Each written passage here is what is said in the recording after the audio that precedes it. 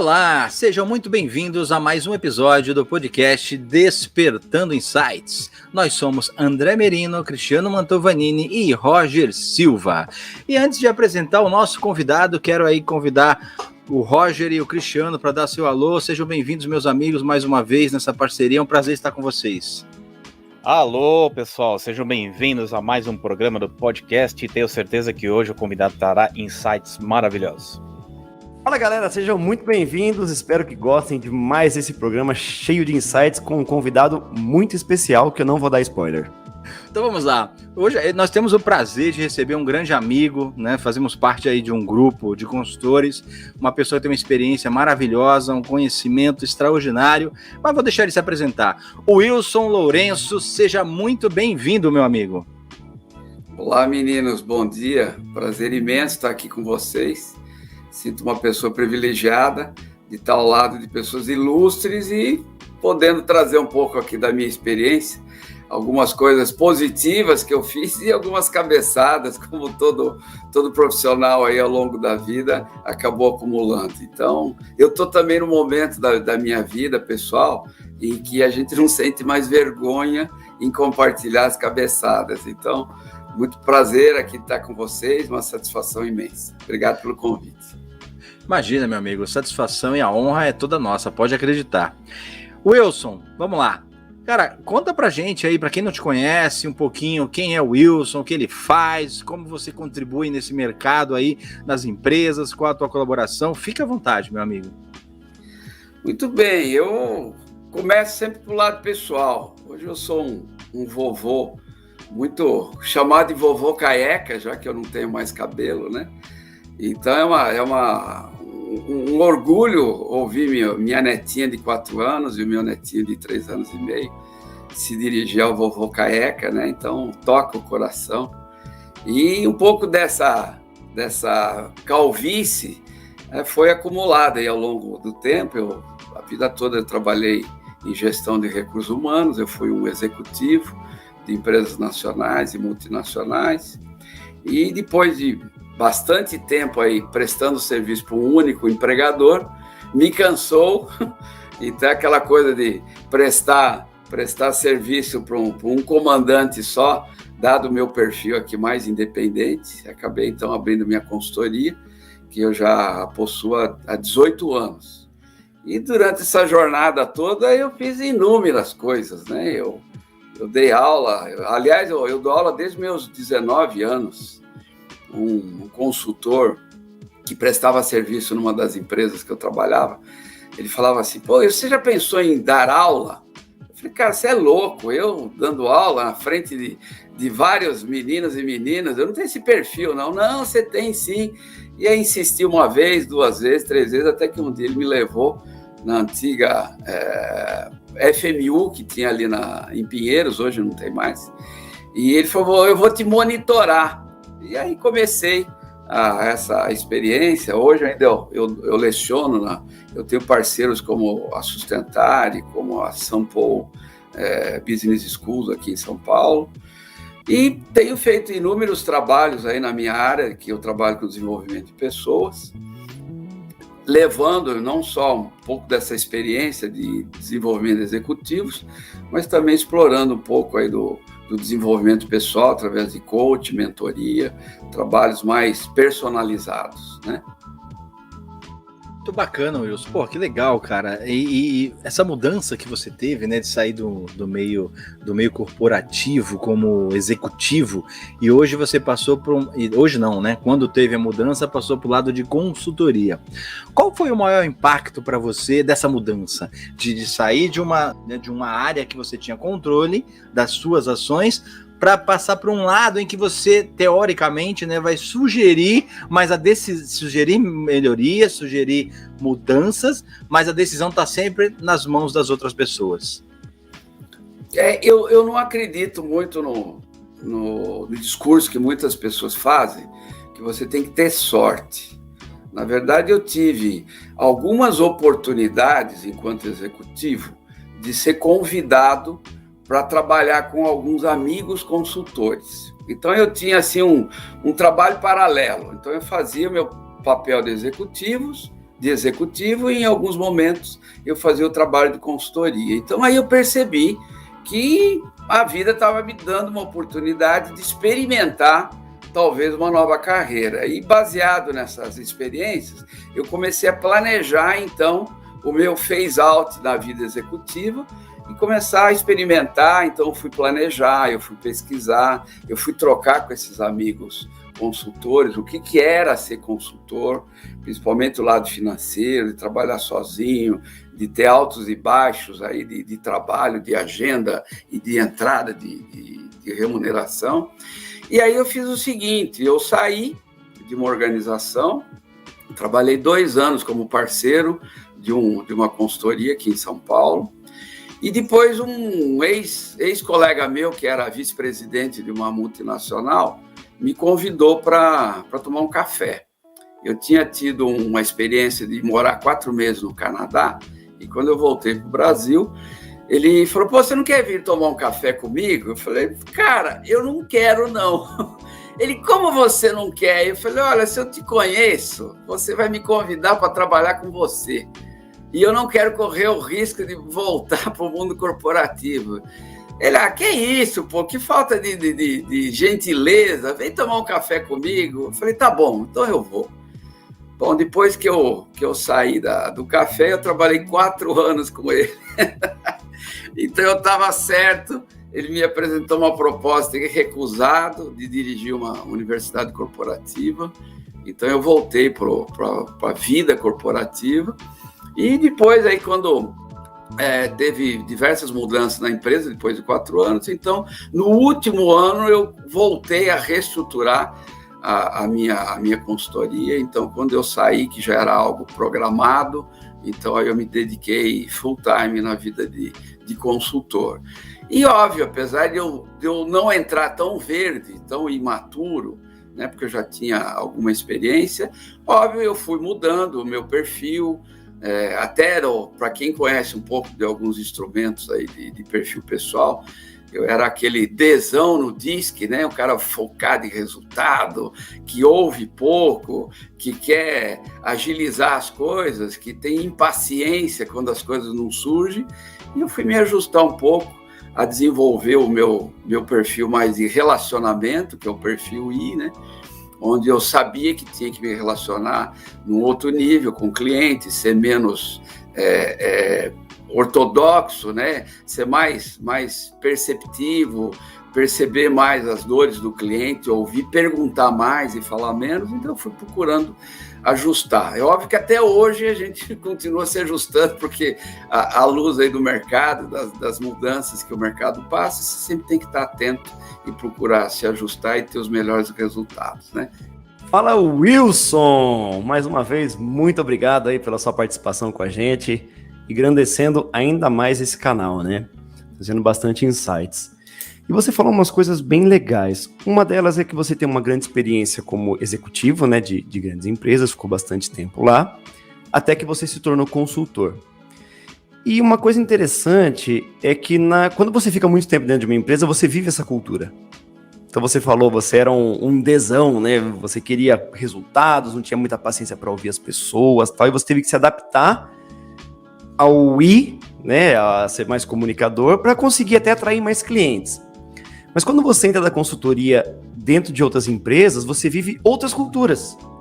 Então tem empresas que vão achar legal esse D, que vão querer realmente um consultor que vai lá, impõe ideias e tal, e tem aquela outra que vai querer uma mudança de cultura para não ser mais assim.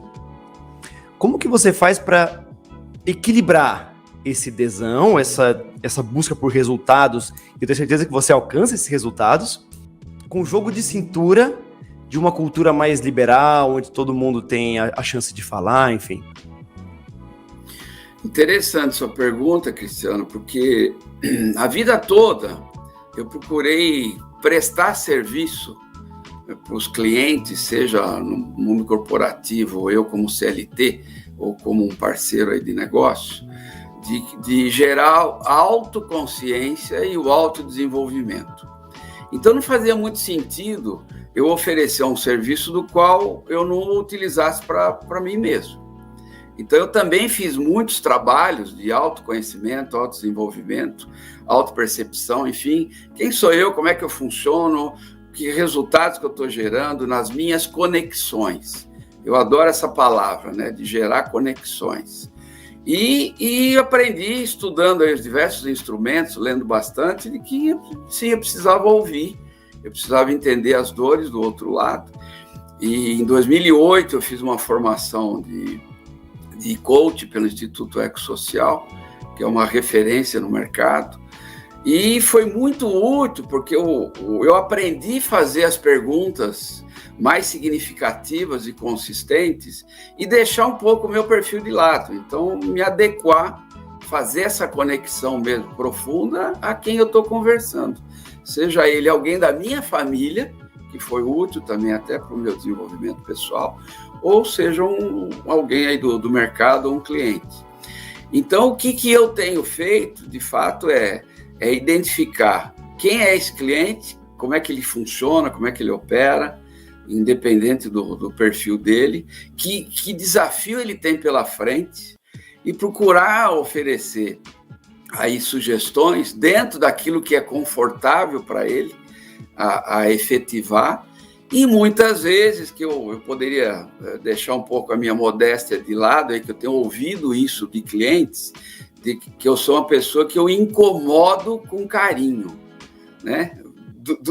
Dois clientes me falaram isso, e eu acabei, a segunda vez que eu ouvi, eu falei, poxa, acho que aqui tem alguma coisa de marca pessoal que eu fui explorar. Então, é aquela provocação. Eu tive uma vez um presidente de uma empresa que me falou literalmente o seguinte: você é o único cara que entra na minha sala, me chama de pilantra e eu te convido para tomar um café novamente.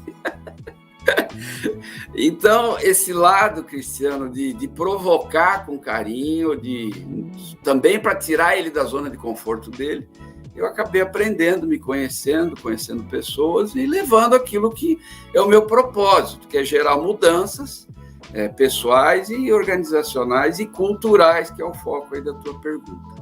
Que legal, cara. É bom ver essa adaptabilidade, né? Afinal, não tem fórmula exata para lidar com o ser humano.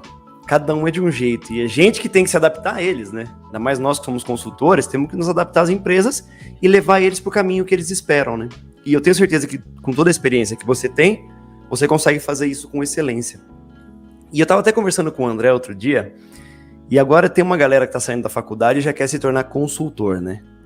Você vem aí com uma experiência vasta, trabalhou um tempão em empresa, e a galera sai da faculdade e fala assim, agora eu quero me tornar consultor, vou resolver o problema das empresas.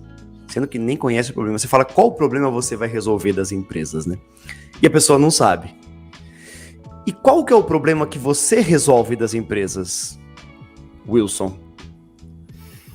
Olha, são diversos os problemas, mas se a gente for tentar chegar num único norte ou numa essência, tudo tem a ver com as pessoas.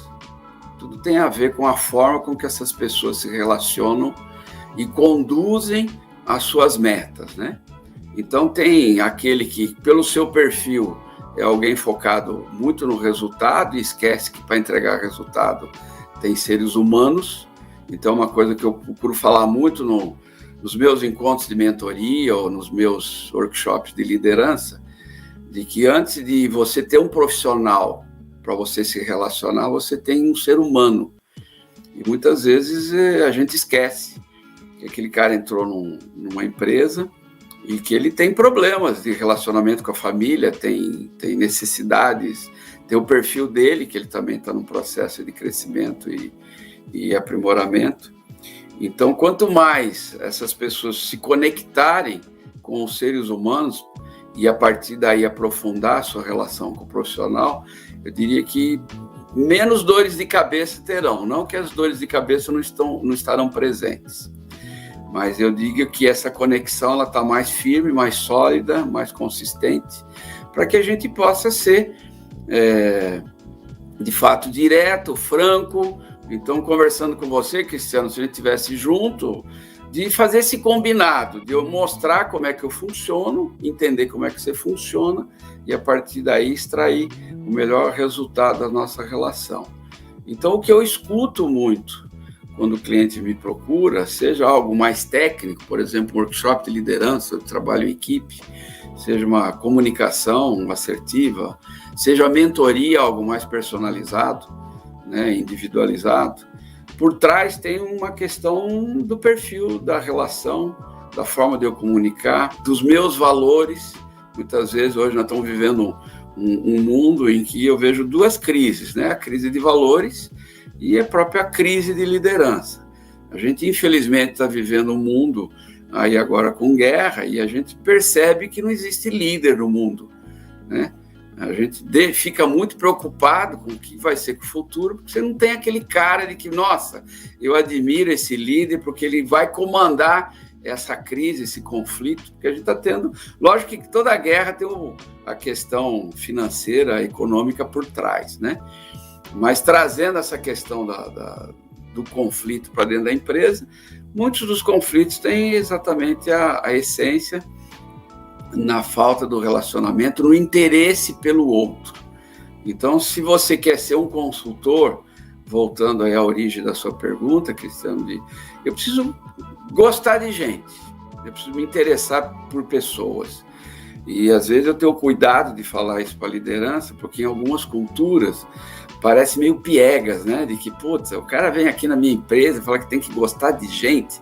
Ele fala, então muda um pouco, vai a chavinha aí da minha frase, então coloca assim, eu tenho que me interessar pelo outro, se eu preciso do outro, se eu estou contratando o outro, se eu quero que o outro traga resultado, no mínimo eu preciso saber como é que esse outro funciona, tá? Por mais insensível que eu seja, né, se for aquela pessoa que de fato não gosta de gente, a insensibilidade faz parte até da relação dele, tá bom, mas como é que eu vou extrair o melhor do Cristiano? Tá? Se eu quero espremer o pescocinho dele, que muitos executivos falam, vou lá dar uma apertada no pescoço dele, tá bom.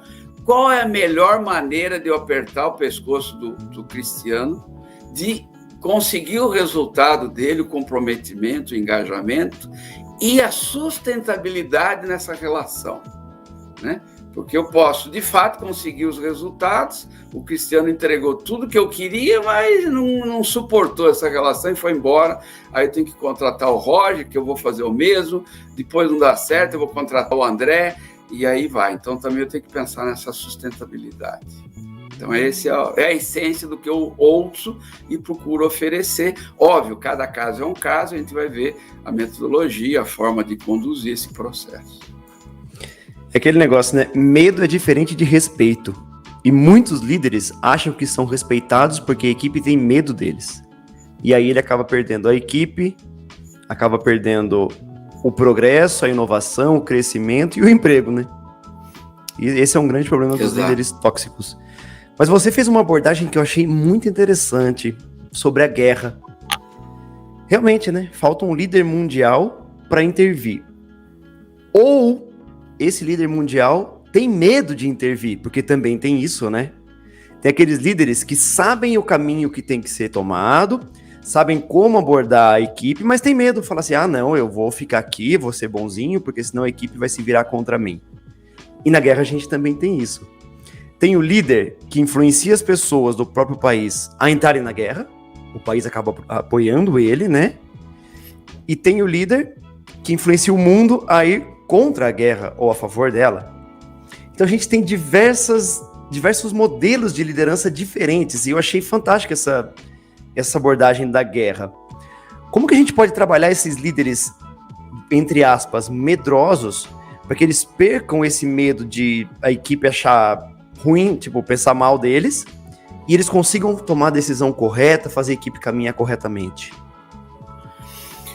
Olha, é uma questão bem complexa, né, Cristiano? Porque envolve, de fato, valores, e aí você tem a cultura do líder, o valor do líder, e você tem a cultura e os valores da organização. E acho que esse é o grande desafio das empresas. Eu não vou colocar só na mochila da área de recursos humanos, que tem que buscar esse salvador da pátria lá no mercado, né? Ou esse líder com essas características, mas é um papel de todos dentro da organização. Então, uma empresa, de fato, que pensa no resultado através das pessoas, deveria ter uma cultura em que todos são responsáveis para a entrada, para a escolha desses profissionais dentro da própria casa, do desenvolvimento dela e do modelo de gestão que ela vai imprimir na organização em linha com os valores e a cultura dela. Então, esse é um grande desafio, porque você sabe que hoje tem consultorias especializadas em preparar as pessoas para irem bem no processo seletivo, né? E depois descobrem, depois de contratado, que aquele teatro não vai durar por muito tempo, né? Mas eu entendo que a grande ação estratégica da organização é, de fato, fazer esse alinhamento. Que perfil que eu estou buscando, que pode ser um perfil de manutenção ou um perfil de mudança. Então, nós estamos vivendo...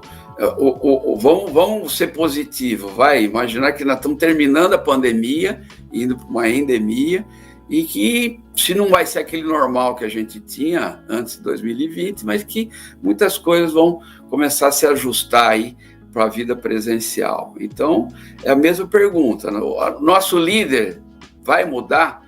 Ele passou de um líder presencial para um líder remoto e agora vai voltar híbrido, talvez. Como é que foi essa experiência? Então, não só preparar essa liderança para esse novo momento, mas aqueles que estão entrando, do que perfil que eu tenho que trazer, que experiência que eu tenho que trazer para contribuir. Então, o grande desafio é fazer esse alinhamento e depois monitorar esses resultados. Então, óbvio que para eu lidar com a questão do medo que você trouxe, Cristiano, precisamos saber quais são esses medos, a pessoa ter essa consciência. Então, por isso que mentoria e coach se tornaram ferramentas muito positivas e importantes na organização, porque no passado tudo a gente imaginava que resolvia no treinamento, né? Só que a exposição das pessoas ela não se dá na sua totalidade, né? Então tenho medo já no próprio workshop de eu não me expor, né? E eu vou me abrir lá numa sala de aula com alguém, sala de aula não, uma sala com alguém de fora, né? E eu acho que é aí também onde a gente procura ser mostrar o nosso diferencial, de mostrar que essa calvície que eu tenho, que essa experiência que eu tenho, e dizer que eu também faço, e já fiz um monte de coisa de errado, criar essa segurança, esse ambiente de conforto, para que ele possa se abrir e eu dividir a minha experiência. Não que eu vá levar a solução, mas ajudá-lo a encontrar essa solução para ele lidar com medo. Mas eu diria, Cristiano, é uma pergunta que requer alguns encontros aí para a gente procurar, se for estender, inclusive, para o mundo, né, para os países e conectar a guerra novamente, nossa, dá um caldo aí para muita discussão, viu? Sem dúvida nenhuma, viu, Wilson? Primeiro, prazer estar aqui com você, nosso grande amigo. E você entrou realmente numa seara que daria, acho que uns 10 capítulos de podcast aí para a gente poder desenvolver e tirar o maior conteúdo possível positivo, né? Você falou num ponto aqui na sua conversa de experimentar novas carreiras, e aí a gente acabou entrando nesse comparativo com o mundo atual de liderança com liderados, guerra com a equipe que vai defender o seu país ou defender o seu ideal, né, seu idealismo. Você consegue fazer o comparativo, como você tem muita experiência, né? Eu gosto muito de usar o que você falou da bagagem, né? De botar a mochila nas costas, você vai pegar o trem da vida, a cada estação você tem novas experiências. E você vai colocar na sua mochila ou coisas positivas ou coisas que você vai ter que melhorar e eliminar durante o percurso. Antigamente, você entende que era mais fácil o líder comandar uma equipe, ter ali um RH mais ativo, olha, funciona dessa maneira, o treinamento é feito dessa maneira e a gente tem que seguir ipsis literis cada ponto para chegar no resultado. Para o mundo atual de hoje, onde os jovens querem em 6 meses já serem coordenadores, supervisores, gerentes, não tem paciência para esperar, porque eles entram na empresa já achando que sabem tudo, porque eles têm uma facilidade maior de acesso às informações. E aí você entende que o líder acaba sendo mais fraco por conta disso, a gestão dele acaba sendo mais insegura, porque o público, a equipe, o colaborador tem um conhecimento maior das informações? Esse é um tema que está presente no dia a dia das empresas e se pergunta muito, e eu também sou muito perguntado, qual é o melhor modelo? Eu diria assim, no passado, eu que sou um baby boomer, né? Gosto muito de trabalho e respeito muito a hierarquia. Aprendi, né, a respeitar a hierarquia, a respeitar meus pais, os meus líderes dentro da minha casa. E quando meu pai olhava para mim, só o olhar dele, né, 10 segundos eu já sabia o que eu podia e o que eu não podia fazer. Evidente que por trás desse olhar ou desse modelo de gestão tinha muito comando e controle. Não que ainda não tenha isso na organização. A gente sabe que tem muitas organizações que funcionam muito bem, né? E aí não é crítica, pelo contrário, uma constatação, funcionam muito bem comando e controle, porque encontraram, na minha resposta anterior lá, um grupo de pessoas, de líderes e de liderados que se ajustaram a essa cultura. Então ela está errada? Não está errada. Está todo mundo feliz, estão gerando resultado, ok. Mas não é a toada do momento. A gente sabe que comando e controle, a tendência cada vez está menos presente nas organizações. E antes de eu ir para o mundo corporativo, Roger, eu entendo que tem uma questão que a sociedade viveu. Eu que, na minha abertura, dizia lá dos meus netos, eu como avô, né?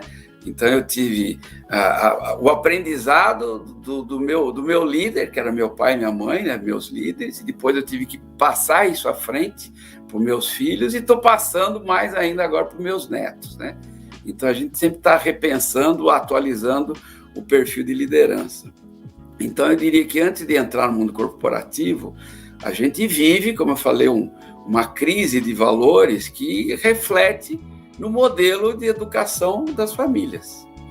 Eu fui tomar um café semana passada com uma cliente minha e ela falou que foi visitar a irmã, que tem uma filha de 16 anos, 15 ou 16 anos, e que estava vendo algumas coisas no celular que ela, a tia, se sentiu ultrajada em ver a sobrinha vendo.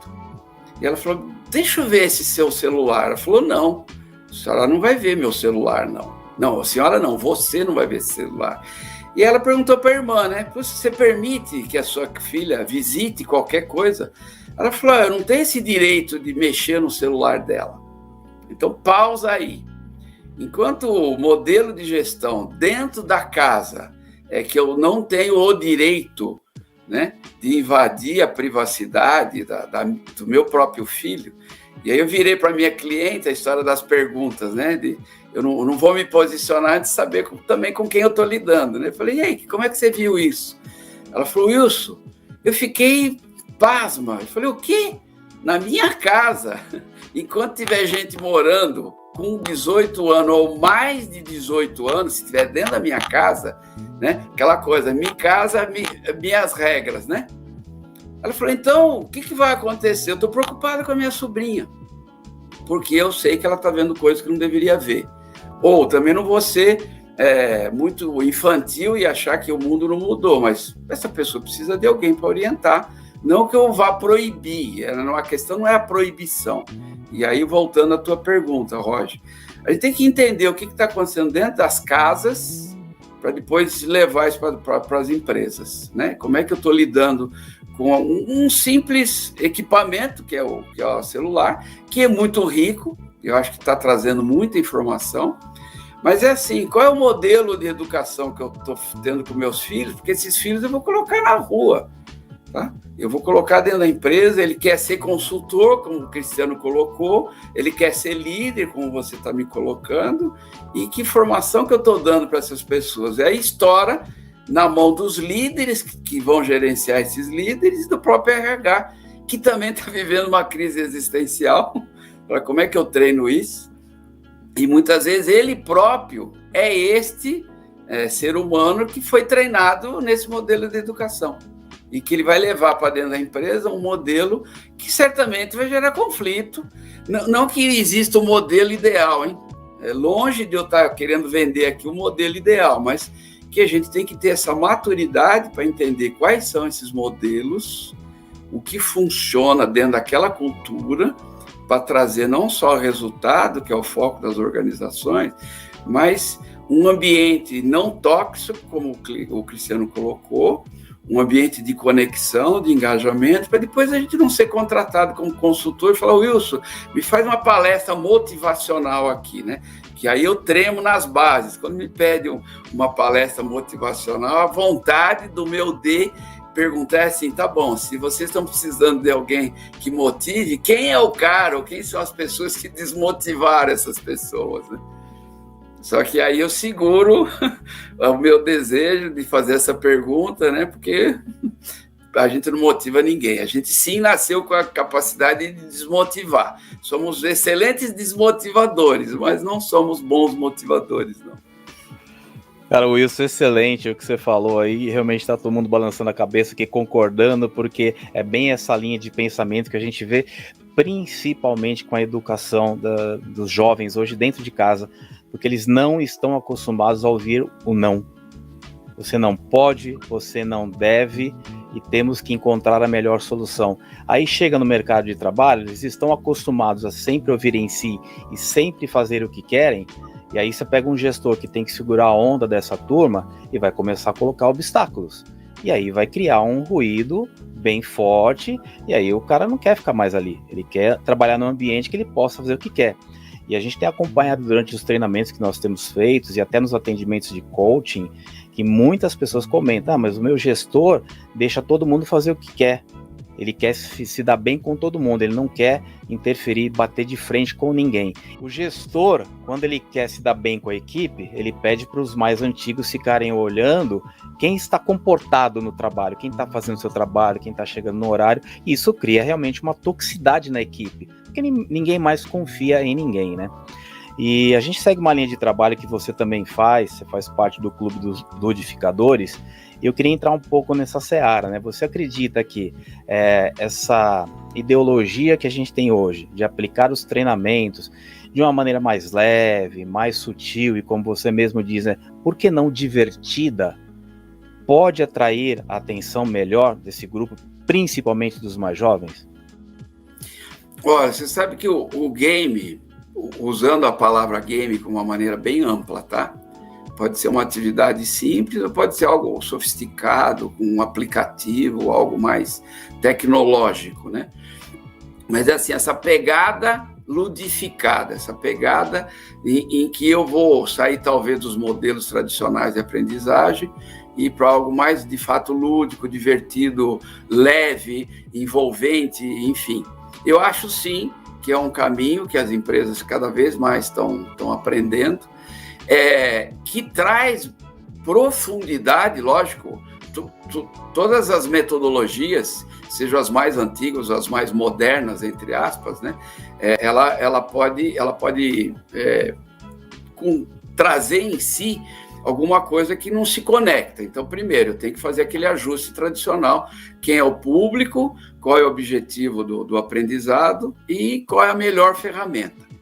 Então, o lúdico, ele veio, de fato, para ficar, e acho que é um caminho maravilhoso, mas a gente tem que ter essa preocupação de unificar essa equação. Qual é o objetivo, qual é o público e qual é o instrumento que eu vou usar. E aqui eu vou abrir um parênteses, Roger, até para dividir com você uma experiência que eu tive, em que a gente também tem que se adequar. O meu modelo mental também, a todo momento está sendo questionado, então eu também tenho que me ajustar. Então, recentemente eu estava com um cliente, e acho que tinha umas 5 pessoas do RH, e estava a gerente e a diretora.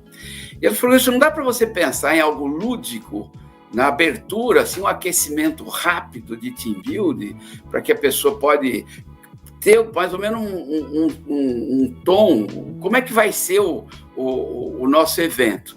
Eu falei, olha, como o número de minutos é muito pequenininho, Eu sugiro, como o grupo não é muito grande, são 15 pessoas, que tal a gente pedir para eles fazerem uma fila, né? Era presencial, onde o primeiro da fila é o mais jovem e o último da fila é o mais idoso, ou mais velho da turma, só que eles não podem se comunicar. Eles têm que encontrar uma maneira, mas não podem falar, né? É uma maneira rápida, é uma atividade já antiga de team building que já dá mais uma toada, como é que eles planejam, como é que eles lideram, enfim. Adorou, não, aprovado e tal. Aí vira gerente de recursos humanos e falou, Wilson, não dá para você mudar a regra? Eu falei, como assim? Ela falou, me incomoda um pouco, e eu acho que pode incomodar algumas pessoas de ter que revelar a idade. Eu falei, tá bom. Então, rapidamente, a história do meu modelo mental tá preso lá no... Então, ok, rapidinho, né? Vamos botar o bambolê na cintura e começar a chacoalhar, flexível. Eu falei, e se for pelo tempo de casa, soa melhor? Ótima ideia, porque aí a gente não constrange ninguém. Beleza, então fechado, vamos fazer pelo tempo de casa. Então, pausa. Então, a gente tem que ter um cuidado, porque muitas vezes as alternativas que nós estamos dando, que bom que o cliente já se manifestou na hora, né? Já especificou se eu concordo ou não concordo, ok, naquele grupo, naquela empresa, naquela cultura, eu vou ter que buscar alternativas e respeitar. E aí volta ao meu provocador carinhoso, né?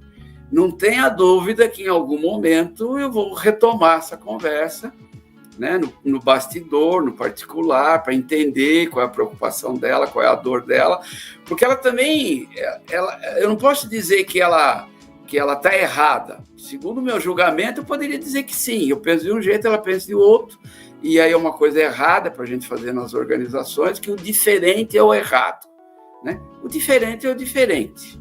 E eu preciso entender por que você pensa diferente, Roger. Então, eu tenho que me conectar a você para compreender. E, óbvio, se essa conversa no bastidor não evoluir, né, eu vou fazer aquilo que o cliente está pedindo, desde que também não trombe com o meu valor, né? Porque eu já tive recusa de alguns trabalhos, falando, não, isso que você está me pedindo eu não faço, eu posso sugerir o Roger, que é um grande amigo, talvez ele faça, eu não sei se ele pensa desse jeito, mas eu vou indicar um outro consultor. Então, o lúdico, ele veio para ficar, até pela pegada, né, de engajamento, de conexão, mas a gente tem que ter o cuidado com toda a metodologia, conectar a cultura, valores e resultado. Pô, Wilson, muito bacana, cara. Eu tô aqui pensando, eu fiquei pensando em algo que você falou anteriormente, queria puxar esse assunto. Você tocou num ponto que é entender, né, os gestores, a liderança, as empresas, entenderem a realidade das pessoas, né?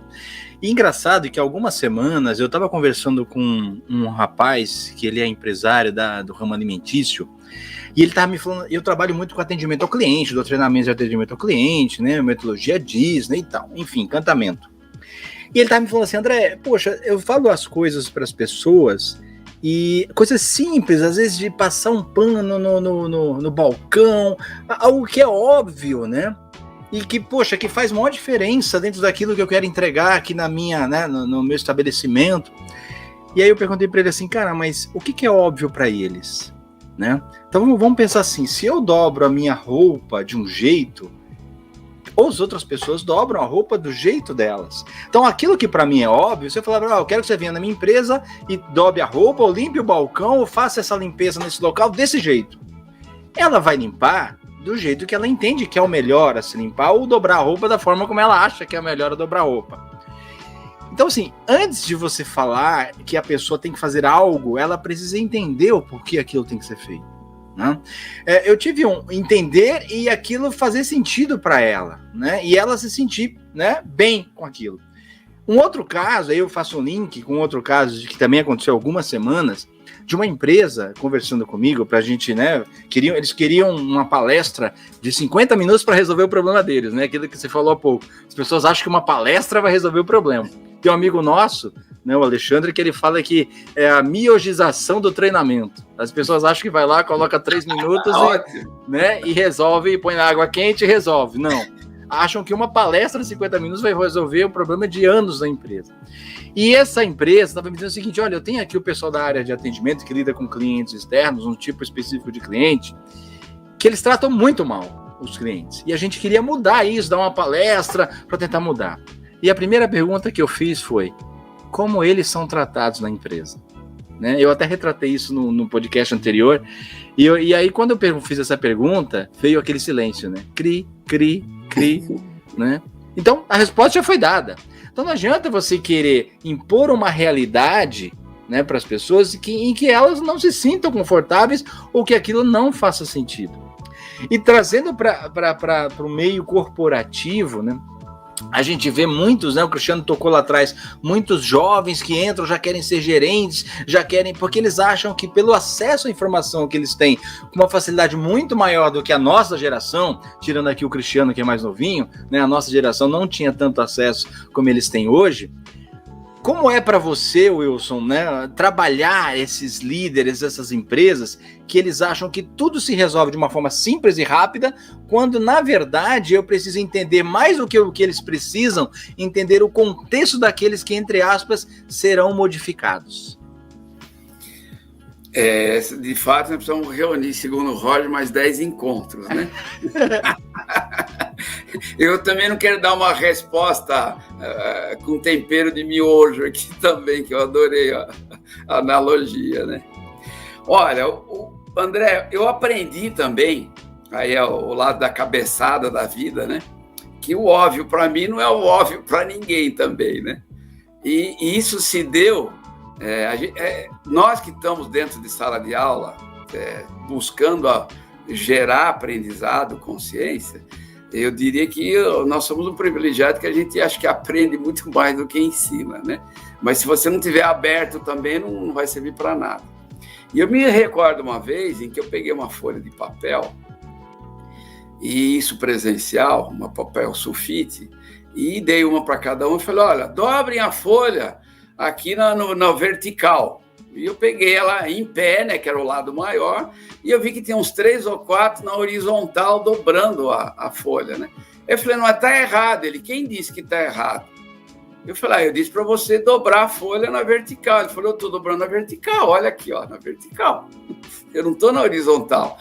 Mas a forma que eu segurava o papel é que eu tinha que definir o que era horizontal, o que era vertical, e eu não dei essa instrução.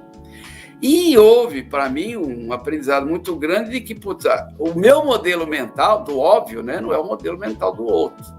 E tudo em treinamento, eu procuro entender o que o outro precisa. Então, eu estou compartilhando esse exemplo, André, para fazer essa analogia, de que também eu aprendi que a liderança, ela parte de alguns princípios já no momento que ela recebe os seus liderados. E não combina o que é óbvio, o que não é óbvio, o que é valor, o que não é valor, o que eu incentivo, o que eu não incentivo. Eu falei, e eu tenho colocado muito isso que parece até bobo, no começo que eu levava isso para os meus workshops, eu falava, nossa, isso é tão fundamental, é tão básico, que vão achar que o meu treinamento não está agregando nada. E eu comecei a perceber de que não era óbvio para o líder, que é exatamente de eu receber os meus liderados e começar a fazer um bom contrato, que eu chamo de bons combinados. E eu até uso uma analogia, que aí a analogia faz todo sentido para a liderança, que fala, olha, galera, eu sou casado há 41 anos, com a mesma esposa. E durante esse período todo, eu tive que revisitar este contrato. Algumas cláusulas entraram, outras saíram, outras precisaram ser redesenhadas, senão não teria um vínculo de 41 anos.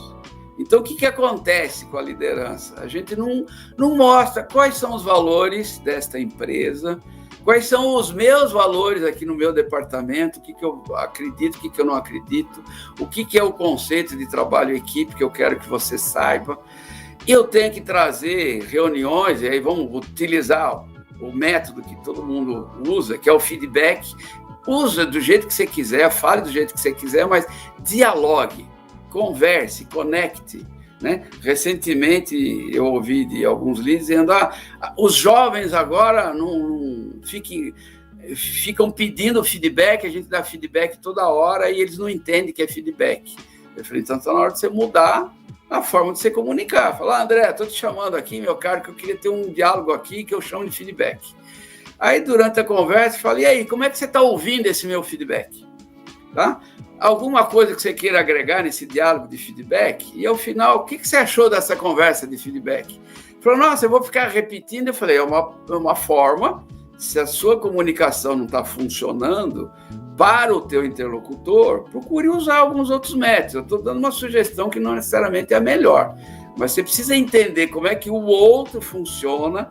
De novo, eu preciso entender como é que o cliente funciona, que é a pergunta que você fez, o exemplo que você deu na sua pergunta, André, e eu também preciso entender como é que o meu funcionário funciona, como é que se está de fato conectado, que contrato que eu preciso fazer e que revisões que eu preciso fazer, porque no momento que eu faço a assinatura lá na abertura do nosso vínculo, não quer dizer que nunca mais seja necessário a gente revisitar esse documento, essa relação e esse modelo de gestão.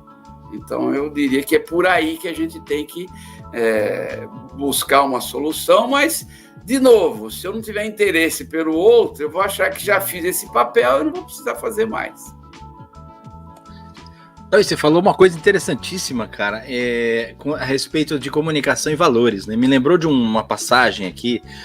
As empresas, né, claro, não podemos generalizar, mas uma grande parte, elas fazem missão, visão e valores de uma forma poética, para ficar bonito para quem ouve, né? Mas se você for ver o conceito, o propósito daquilo que está colocado, a grande parte dos colaboradores que trabalham na empresa não conseguem se enxergar dentro daquela missão, visão e valores. E me lembrou de uma passagem que eu fui numa empresa e que tinha um dos valores que era foco total no cliente. E eu achei aquilo muito forte, né? Muito, né, pesado. E conversando com um dos diretores, tal, de repente, no meio da conversa, eu falei assim: deixa eu te fazer uma pergunta. Eu compro um produto seu. Depois de 60 dias eu volto aqui e falo assim: olha, ele funcionou, entregou o que prometeu, ele não tem nenhum problema, né, mas eu quero devolver. Você me devolve? E aí ele falou assim: não, mas aí a gente tem que ver o código do consumidor, a garantia, o que foi e tal. Eu falei: cara, então vai ali naquele teu valor e tira a palavra total. Ou põe foco, ou foquinho, põe foquinho no cliente. Porque quando você coloca foco total no cliente, você está dizendo que o cliente pode tudo. E se você está dizendo que o cliente pode tudo, você tem que entregar tudo. Ah, André, mas eu não posso entregar tudo. Então, prometa aquilo que você pode entregar. Põe foco no cliente, atenção no cliente, né? Porque quando você fala, a gente tem mania de falar para nós, né? A comunicação é para nós. Só que você tem que entender que quando você coloca uma comunicação dessa, é para as pessoas, então a interpretação é delas. Então, quanto mais você se aproximar aquilo que você fala, quanto mais se aproximar daquilo que elas entendem ou têm que entender, melhor para sua empresa. E eu entendo que você falou comunicação, cara, comunicação, né? Eu sempre brinco que 99% das empresas têm problema de comunicação. E o 1% ainda não descobriu que tem. Porque tem. Então você entende que a comunicação é uma das ferramentas mais importantes para se trabalhar, principalmente nos momentos que a gente vive hoje, Wilson? É fundamental. Eu acho que junto dela tem a atitude, né? A história da coerência. Aquilo que eu falo, eu faço. E eu vou mais além, eu não precisaria ficar falando, né? Eu acho que a atitude, ela fala mais do que o próprio diálogo. Então, um pouco naquela analogia, se eu tiver que dizer para vocês que quem manda aqui nessa área sou eu, que eu sou o líder, então é porque você acha que você não está mandando mais. Você tem que reforçar, né, de que eu sou o chefe, eu sou o mandão. Eu tive uma experiência, André, que marcou a minha vida. Eu estava com um grande cliente no Rio de Janeiro, um mega hotel, 220 líderes, uma empresa lá com mais de 4 mil funcionários, e a gente foi lá exatamente reforçar os valores da empresa. Dentre eles, a liderança, a ética nos negócios e nas relações. E teve eram 3 dias de evento, e numa das noites, alguns executivos lá muito alegres nos festejos, acabaram tomando álcool um pouquinho mais à conta. E eles fizeram uma brincadeira de um entrar no quarto do outro, né, usando o cartão lá do hotel, que eles já tinham feito em outro evento. Mas tudo bem. Então, são amigos, um respeitava o outro, era uma brincadeira que todos aceitavam, não tinha nada de inadequado. Só que nessa brincadeira eles acabaram entrando no quarto de um outro presidente, de um outro cliente.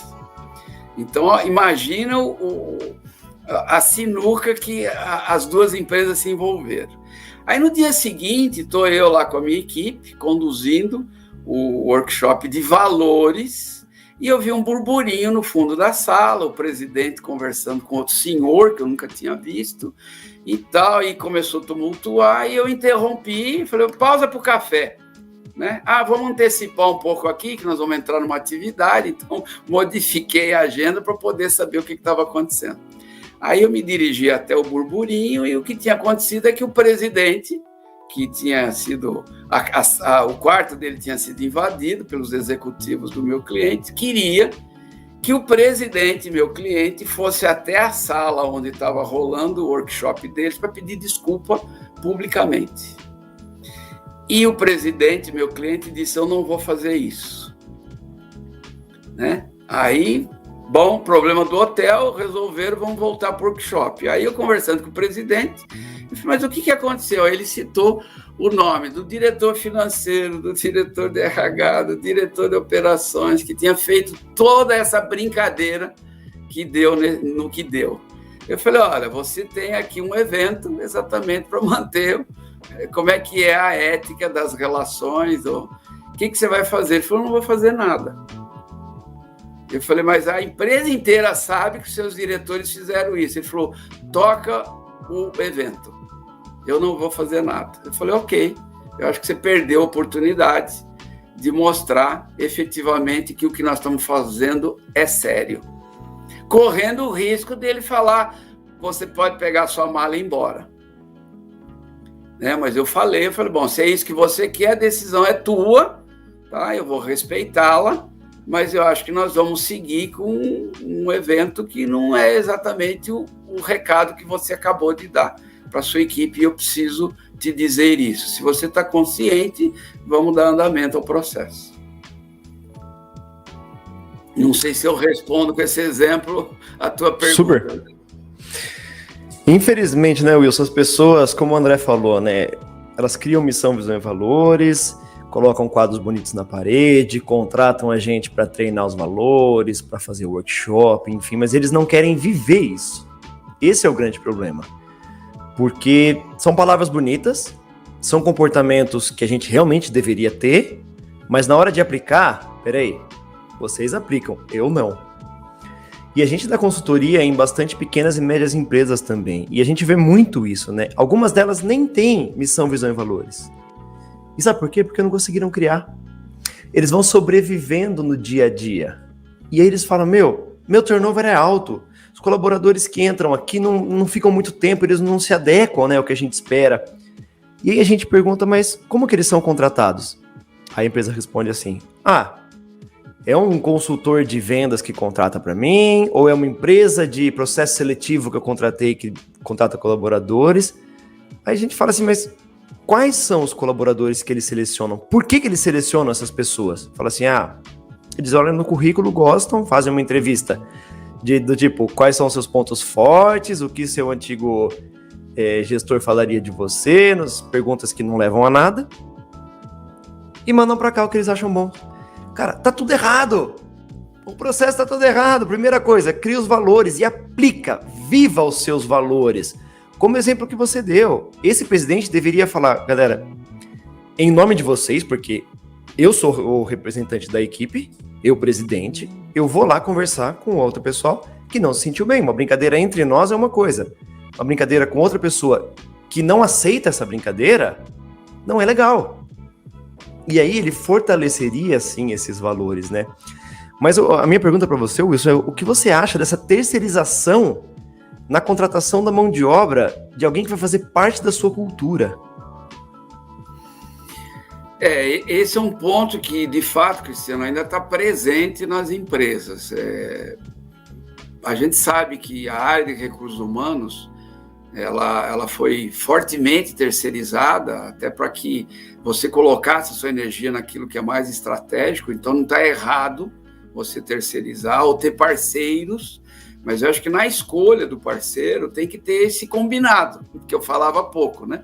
Tem que ter esse alinhamento. Olha, você vai trabalhar para mim, Cristiano, se você for um headhunter ou uma agência de emprego, enfim, alguém especializado nesse tipo de serviço, porém, o que eu preciso que você faça é isso aqui.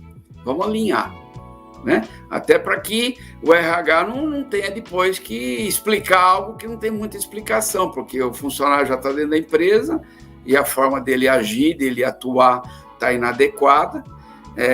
Esse é um aspecto, né, de terceirizar. E o outro aspecto que também me preocupa é que ainda tem, eu pelo menos tenho, eu vou falar pelo menos do meu universo, muitas empresas em que o RH é muito júnior. O RH foi muito juniorizado. E aí não adianta cobrar dele uma postura mais estratégica, não estou nem falando mais ética, mas é mais estratégica, mais consistente, mais robusta do ponto de vista de atitude, porque ele ainda está em formação. Então tem muitas pessoas jovens, da mesma pergunta que falou, aquele jovem que quer se tornar um consultor, ele quer se tornar um executivo de RH, mas ainda ele tem muito quilômetro para rodar. E a gente não pode nem criticá-lo ou puni-lo, porque ele está em formação. Então, cabe à empresa ou às pessoas que o contrataram também ter essa preocupação muito nobre que você coloca, Cristiano, que eu tenho que, em todas as atitudes, da mais simples, da menos complexa, à mais estratégica, ter essa preocupação se os meus valores, o meu modelo de gestão permeia tudo isso. Se não permear, eu vou ter lá depois sair correndo apagando incêndio, porque alguma coisa foi mal conduzida. Mas está corretíssimo a tua colocação. Sensacional, Wilson. Cara, o tempo passa muito rápido. Como você falou, a gente precisaria de mais uns 10 episódios, né, para a gente desenrolar esses assuntos aí. Wilson, estamos chegando ao final. E quero pedir, por gentileza, que você dê suas considerações finais e deixe uma mensagem para o pessoal, para os que estão nos ouvindo, e deixe todos os seus contatos. Quem quiser contratar o Wilson, né, quem quiser entrar em contato, falar com você, fica à vontade, meu amigo. Que maravilha! Então, vou usar agora mais 1 hora desse espaço maravilhoso que vocês estão cedendo aqui para passar todas as informações. E já tem uma proposta padrão aqui, só para você colocar seu nome e mandar para mim aqui.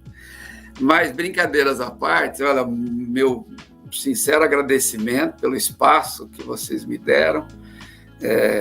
As perguntas muito, muito robustas, muito interessantes, eu acho que elas agregam aí para a gente refletir, algumas muito complexas, né, que eu diria que, de fato, a gente precisa ter um espaço maior para conversar, para explorar, porque também a gente precisa buscar respostas que também nós não temos e trazer outras pessoas até para nos ajudarem. De fato, vivemos um mundo complexo. Então, eu agradeço aqui pelo espaço, espero ter contribuído aí com o desenvolvimento de quem está nos ouvindo, que eu acho que esse é o grande papel, o grande foco que eu procuro dar. Eu sempre quero agregar alguma coisa à vida das pessoas, mesmo que seja eu aprendi com isso que eu não devo fazer isso. Eu já fico feliz. Eu tive um episódio, a gente estava com 30 pessoas no workshop, e ao final um rapaz de 30 anos, rapaz para mim, né, 30 anos, ele falou, nossa, Wilson, esse workshop aqui fez com que eu repensasse a minha carreira. Tudo que eu estudei até hoje, eu acho que foi útil, mas você fez eu chegar à conclusão que eu preciso estudar outra matéria. Então, o meu dia foi maravilhoso, você impactou a minha vida. E aí ele levantou, ele falou, posso fazer um pedido? Eu falei, pode, cara, esse depoimento seu já me deixou muito alegre. Ele falou, não, eu queria levantar e ir até a frente aí, te dar um abraço. Não preciso dizer que eu me emocionei, ele fez a turma se emocionar, então é aquela sensação. Eu não sei se os 29 aprenderam alguma coisa, mas como esse aqui está levando esse ensinamento, eu já ganhei o dia, já ganhei o mês, já saí de lá mega orgulhoso e gratificado pelo feedback.